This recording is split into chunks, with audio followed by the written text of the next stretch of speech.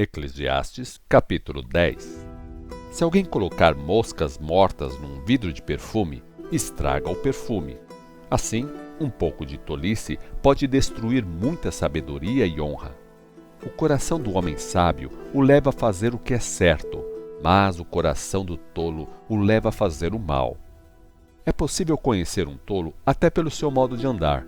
Ele age sem um mínimo de bom senso e mostra a todos que não tem juízo.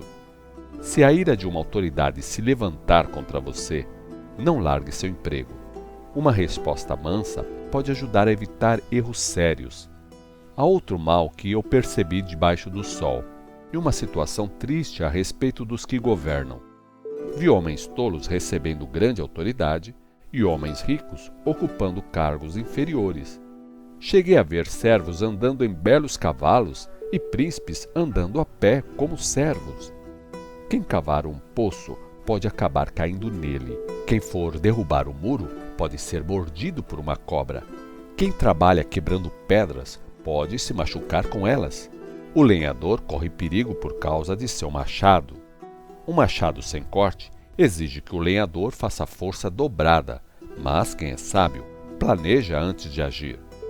Se a cobra morder antes de ser encantada, não há vantagem para o encantador. É bom escutar um sábio falar, mas a conversa do tolo o destrói. As suas ideias básicas são tolice e suas conclusões são loucura. O tolo diz que conhece o futuro e conta tudo nos mínimos detalhes, mas quem o fará saber o que vai acontecer depois dele? O trabalho do tolo o deixa cansado. Ele nem sabe como voltar para a cidade. Pobre da cidade onde o rei é jovem demais e as autoridades já fazem banquetes antes do meio-dia. Feliz é a terra onde o rei é de boa família e as autoridades trabalham bastante antes de comer. Eles comem e bebem para recuperar as forças para o trabalho e não para embriagar-se. O telhado da casa do preguiçoso se enverga e, por não consertá-lo, a casa fica cheia de goteiras e acaba caindo. As festas nos deixam felizes e o vinho torna a vida alegre. O dinheiro compra essas coisas. Nunca fale mal do rei, nem em pensamento.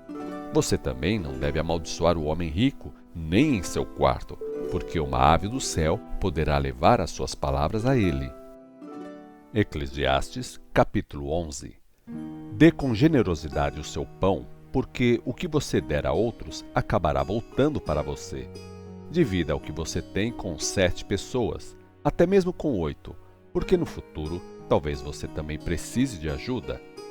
Quando as nuvens estão carregadas, a chuva cai, depois que a árvore cai, seja para o norte ou para o sul, ali ela ficará.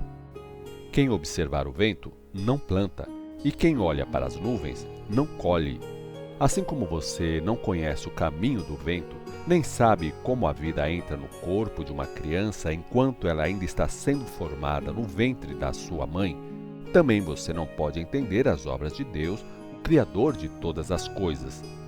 Não pare nunca de plantar suas sementes, porque você não sabe qual delas vai crescer, se essa ou aquela, ou se ambas vão crescer. A luz é doce e é agradável aos olhos ver o sol. Alegre-se em todos os dias de sua vida. Contudo, você deve lembrar-se de que há dias de trevas e serão muitos. Tudo o que acontece é ilusão. Jovem, alegre-se na sua mocidade. Aproveite bem a sua mocidade. Faça tudo o que tiver vontade de fazer e conhecer. Experimente tudo. Mas lembre-se de uma coisa: você vai ter de prestar contas a Deus de tudo o que fez. Não permita que nada o deixe ansioso ou faça sofrer, pois a mocidade e o vigor são passageiros. Eclesiastes, capítulo 12. Lembre-se do seu Criador enquanto você é jovem, antes que venham os dias difíceis e cheguem os anos em que você dirá: não tenho mais alegria de viver. Os seus olhos ficarão tão fracos que não poderão perceber a luz do sol, da lua e das estrelas, e as nuvens voltarão depois da chuva. Os seus braços, que sempre o defenderam, começarão a tremer, e as suas pernas, que agora são fortes, ficarão fracas. Os seus dentes vão cair e você não poderá mastigar direito. e os seus olhos ficarão cansados e fracos. Você ficará surdo e não poderá ouvir o barulho da rua. Você vai acordar com o barulho dos pássaros, mas não ouvirá direito o moinho moendo e a música tocando. Você terá medo de lugares altos, até o caminhar será perigoso. Os seus cabelos ficarão brancos e você perderá o gosto pelas coisas.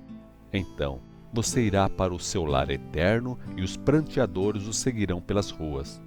Sim, lembre-se do seu Criador agora, enquanto você é jovem, antes que o fio de prata da vida seja cortado, antes que a taça de ouro se quebre, antes que o cântaro se quebre junto à fonte e a roda se parta junto ao poço, antes que o pó volte à terra de onde você veio e o espírito volte a Deus que o deu. Tudo é uma ilusão. É ilusão, diz o pregador. Tudo é ilusão.